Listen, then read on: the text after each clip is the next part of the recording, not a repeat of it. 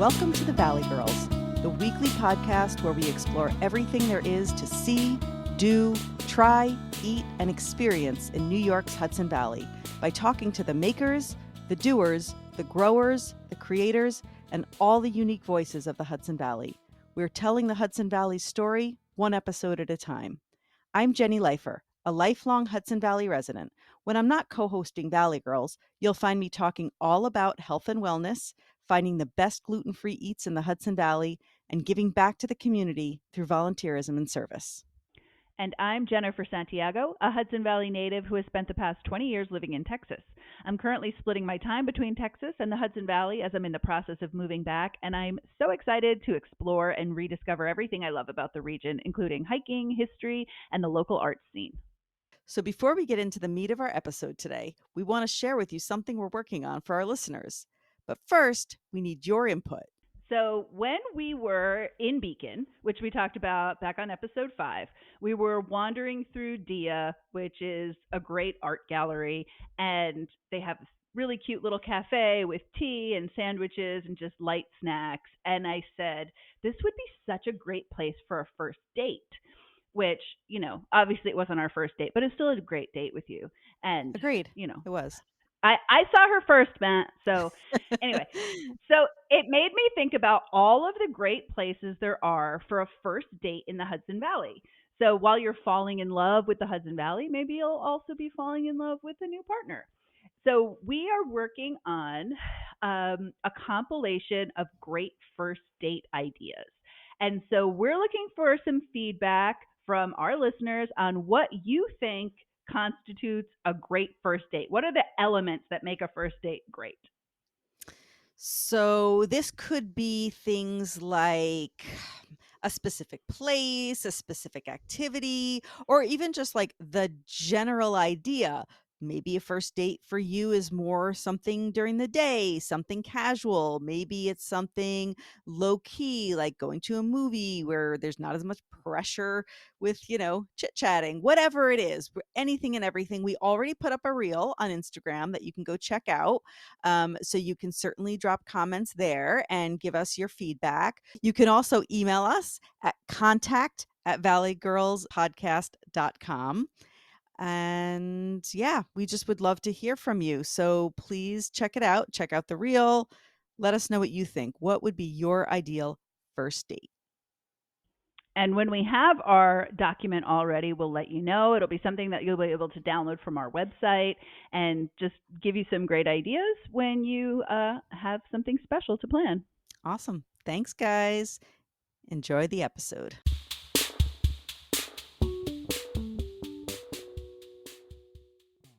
Welcome to episode 7 of Valley Girls. I am so excited because today we are talking about one of our most favorite things, food, and specifically gluten-free food. In episode 5, when Jen and I talked about our day trip to Beacon, I raved about finding El Nica at the Hudson Valley Food Hall and how much I loved that all the delicious Nicaraguan food was gluten-free. Yeah, and that sent us down a rabbit hole on social media looking to expand your gluten-free horizons outside of the Kingston and Ulster County area.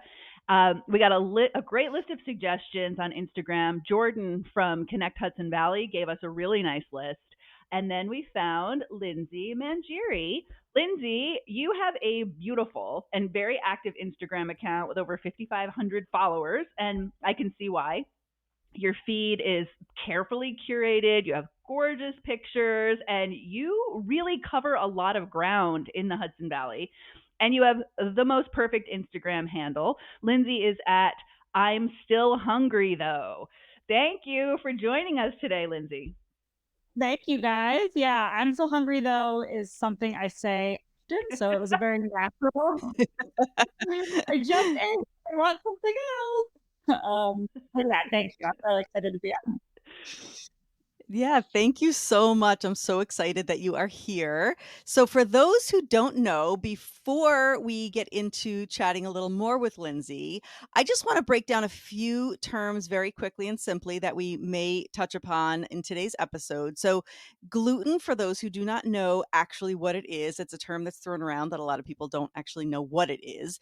Gluten is a protein found in the grains wheat, barley, and rye. And celiac disease is a chronic autoimmune digestive disorder. So when someone with celiac disease ingests gluten, their immune system attacks their own intestinal tissues, which damages the gut and prevents the body from taking in certain nutrients from food. So this can cause a range of gastrointestinal symptoms, but can also still cause inflammation, intestinal damage, and poor nutrient absorption, even if someone does not experience any obvious symptoms. So, an important thing to understand about celiac is that the only treatment for it is strict adherence to a gluten-free diet, and that even includes cross-contamination by the smallest food particles with gluten. Of course, there are other diagnoses and reasons people need to avoid gluten. So, there are things such as non celiac gluten sensitivity. And even without a diagnosis, some people just say that they feel better when they do not eat gluten. So, my gluten free journey started about 12 years ago when I was diagnosed with celiac disease. I knew it was really important to adhere strictly to a gluten free diet, not just because I would feel awful in real time, but also because of the potential for long term damage to my body.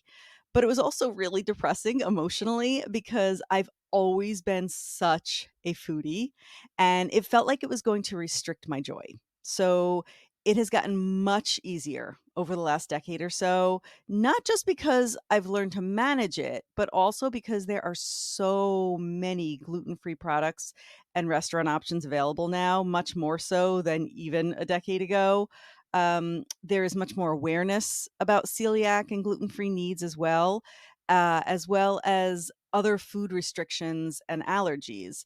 I know there are different levels of sensitivities for people who do not have celiac disease specifically, and even different reasons for needing to avoid gluten, as I mentioned, which also means different levels of needing to be so quote unquote strict with avoiding cross contamination when dining out, right? I've found that you just really need to be knowledgeable about your own needs and advocate for yourself and ask as many questions as you need to, and also do your research online sometimes or call ahead before you go out to eat so you know what options a restaurant might have for you before you go there. So, Lindsay, that brings us to you. Could you share with us a little bit about your experience with living gluten free? Yeah, absolutely. Thank you for putting that out there the way that you did. You did it so perfectly, so succinctly, and it covers all the ground. I think there's still some confusion around that. My dad actually, I think it was maybe like 2005, 2006, was diagnosed with celiac. And he is a very happy Italian man. And it was like Mhm. 2005 or 2006, and there were no good products out there. Like I remember the bread was like a tapioca loaf that came in like a shrink wrap. It was awful. It was absolutely disgusting. I knew that it was the first time I'd ever heard of celiac disease. And, he was really upset and it rocked his world. So he struggled. And I wouldn't say he was the most compliant with his diet. And he had some consequences with that. So fast forward, I moved to the city. I'm from the Hudson Valley. I'm from Dutchess County. Moved to the city and oh my gosh, I ate all the pizza and pasta. It's like what I was living a good life when I moved down there. And then all of a sudden, I think it was around 2013, 2012, 2013, I had a lot of gastro issues. I was just not feeling well. I knew something was wrong, but I couldn't figure out what it was. I wouldn't even say the celiac of my dad was even in my mind then. But then as I started talking to a gastroenterologist, we started to do some research into, why I was feeling the way I was. But I was also living in the city and I was coming up to my gastro up in the Hudson Valley. So we did some tests. She did blood work. I came out negative for the celiac in my blood. But she wanted to do some more tests because she knows that sometimes that can be like a false negative. So she wanted to schedule a colonoscopy. And what I did is I was like, okay, I'm going to go down, but I'm feeling terrible. What should I do? She said, for now, just eliminate it. Just eliminate gluten, see how you feel. And I did. And I kind of never looked back. I never did the colonoscopy, but I think that it's safe to say that I have some sort of gluten sensitivity. My sister also, just in the last year, has realized that she cannot processed gluten. So that's where I'm at. That's, it's kind of a family thing. It's kind of nice that it's a family thing because that means like family gatherings are very inclusive and we all have gluten-free food everywhere. So yeah, that's kind of how I approach it. And I think it's really, important what you said, Jenny, like, you have to be your own advocate for what makes you feel good, what you're comfortable with, because you're going out to eat to enjoy yourself. You've got to have like that sense of awareness of like, this is my boundary. This is what's going to make me feel good, or else, you're not going to enjoy it. So yeah. Absolutely. Thank you so much for sharing all of that. I mean, it's really important, I think, and I appreciate your openness, to talk about that because people might shy away from talking about Yeah. gastro Yes. issues, Not us. especially, and colonoscopies. Not Right. us. We're all about it. Yes. But also, yeah, just that you had to find your own journey and you had to find your own way through that because you know your body. And, I also had a similar thing where I first tested positive in the blood work, but then, the gold standard of diagnosis is that endoscopy. And then that was like not conclusive. There was damage, but the tissue, they weren't sure. And they were like, all right, well, let's do a gluten test. It was all of this question marks. And then I was having more and more health issues, not even related to gastro. And one doctor said, this is all probably because you went back to eating Yeah. gluten, And then they were like, let's go through the whole battery of tests again. And I was like, I'm going to put myself through all of that again. And then one doctor's like, why? Like, just stop eating gluten and see how you Mhm. feel. And that was when they did the blood test again. Now my numbers were like through the Oh, wow. roof, but I was like, I'm not even going to do the Yeah. endoscopy again. I just stopped eating gluten and they were like, you 100% have it. Don't put yourself through it. And that was the thing. It was like, I just stopped eating gluten and so many things Yeah. got better. So you have to know your own body. And like we said, just be your own Of advocate. So yeah, thank you so much for sharing that with course. us. But also, I mean, my psych nerd is showing and my Italian food lovingness, but I don't think that Hmm. I don't think you can overstate the emotional impact of this. Lindsay, you were talking about your dad being like, devastated by finding out Mhm. you're going to tell an Italian they can't have pasta. And this was, Right. before there were a lot of good pasta alternatives. Mhm. And Jenny, when Lindsay was talking, I was just remembering how right when you were getting diagnosed with celiac, you were about to go on your annual family vacation down the Jersey Shore, and you were like, I'm not going to be Yes. able to get my funnel cake. Like that was just a canonical Yes. thing for you. That was the Yep. biggest thing. And but speaking of that, so fried foods. Lindsay, you had an Instagram post. I went all the way down your feed. But you had a great post from a Me couple too. years ago. You said, yeah, I think you posted you were having some fried calamari, and you said nothing makes a Mhm. gluten-free person happier than breaded food at a restaurant. So Yeah. I know from going to lots of restaurants with Jenny, fried food in particular is a concern because if restaurants are frying in the same oil, then there's really no point in ordering the gluten free. It's going to be cross contaminated.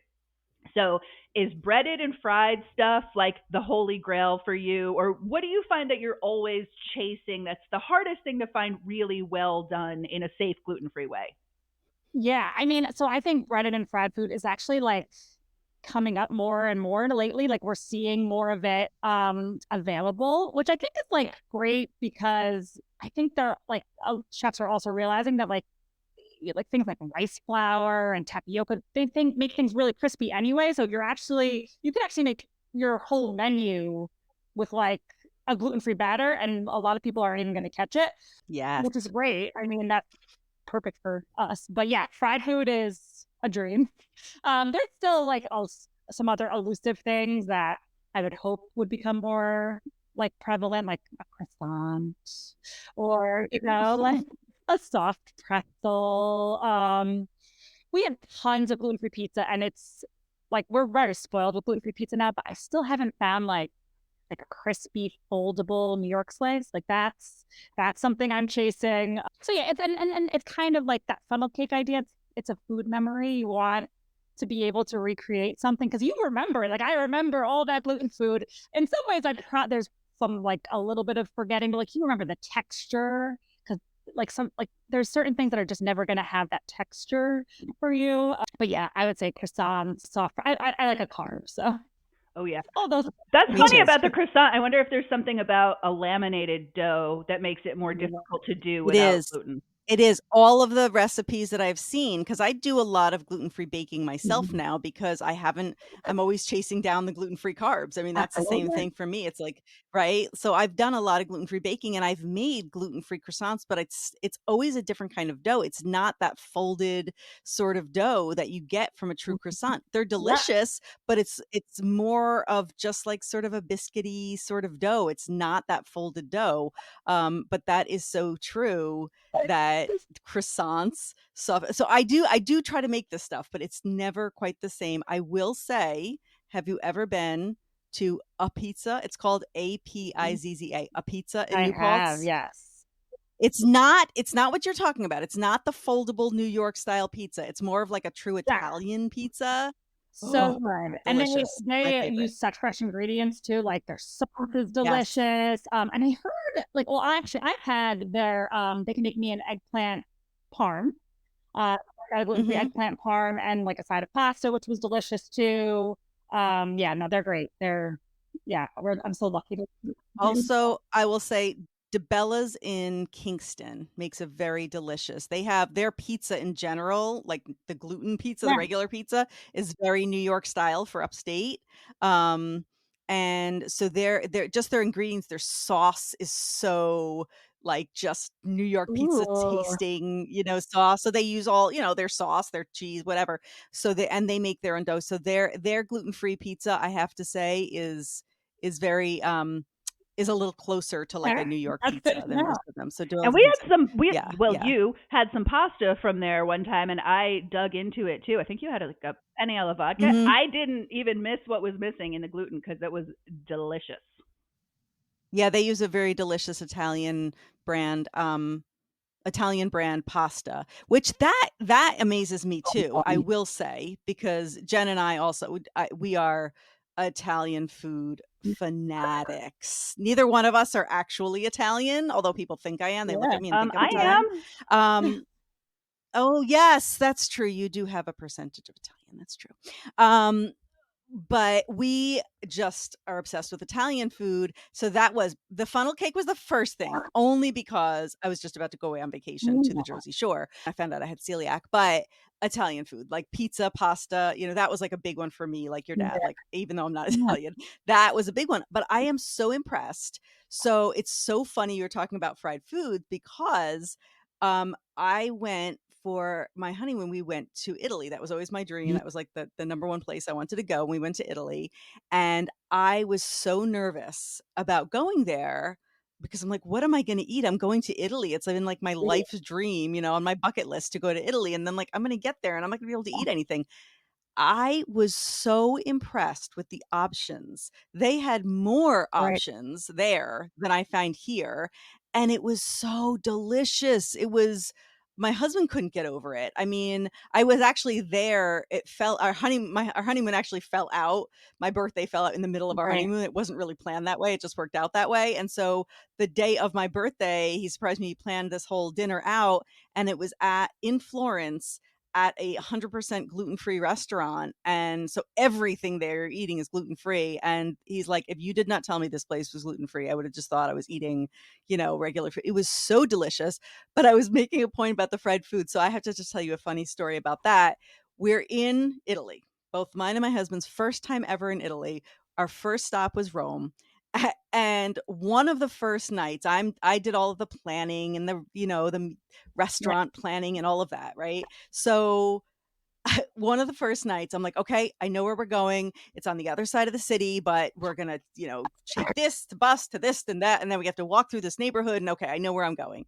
So we're walking through this neighborhood, and we'll just say it wasn't the nicest neighborhood in Rome that we're walking through. Okay.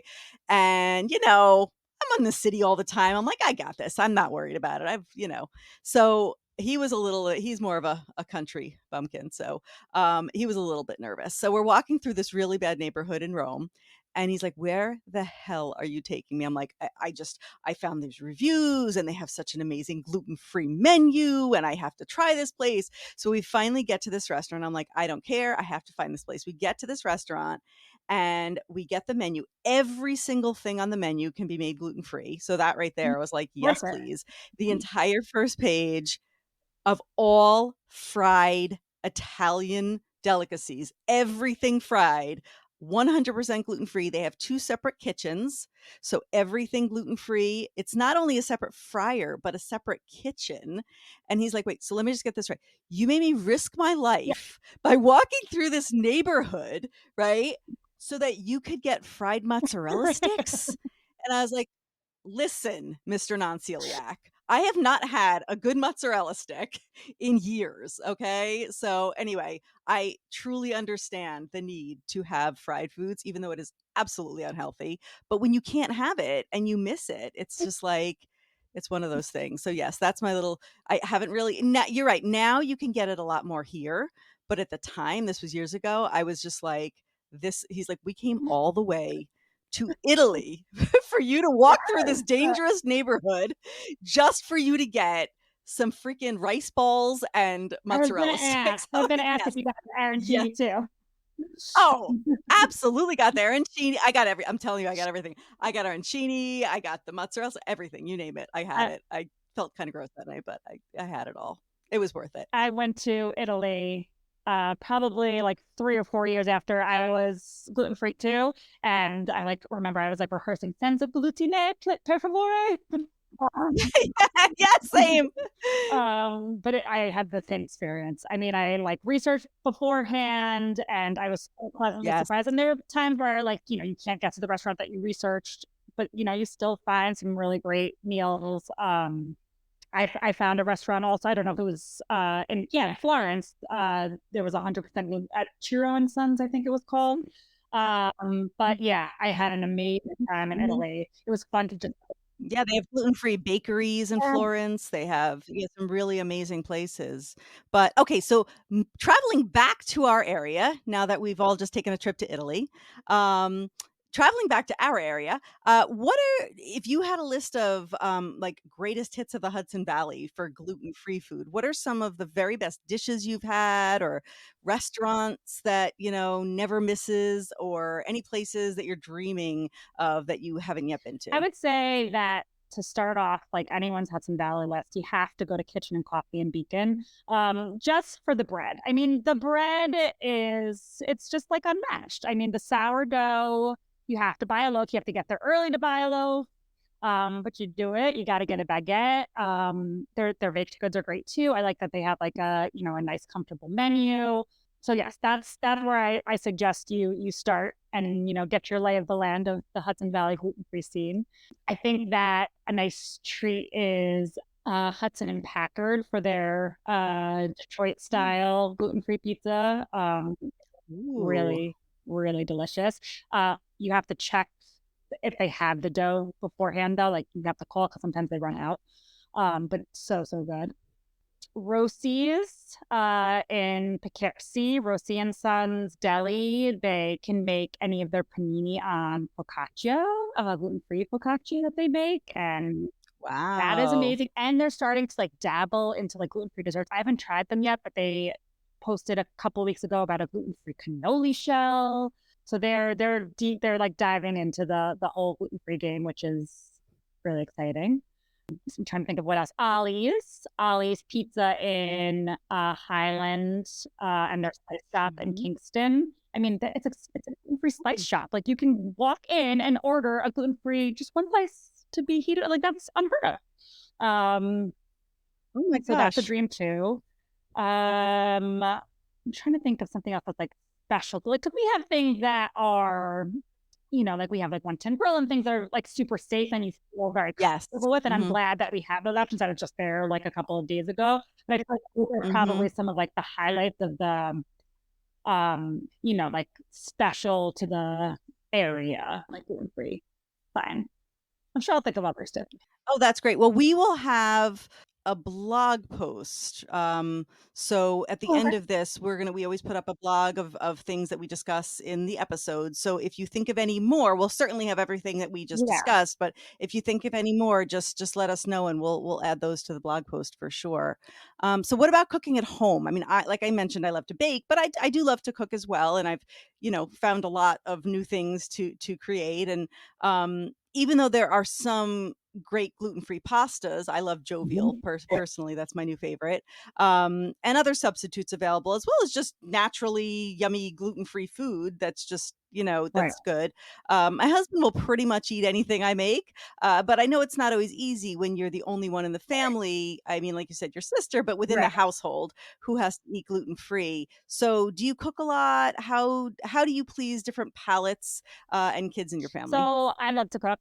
I was like getting into cooking before I was gluten free, but I definitely like amped it up a little bit more just because, you want to take Mhm. ownership of like what you're eating when you don't have as many options.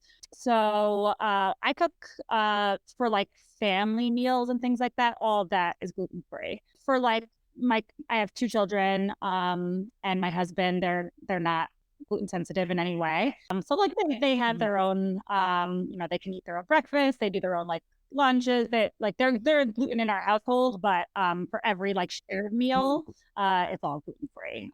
So my kids love gluten free pasta. They know no different. Right. I also like Jovial. I like pasta rumo. I get excited about the fun shapes. You can't always get a fun shape.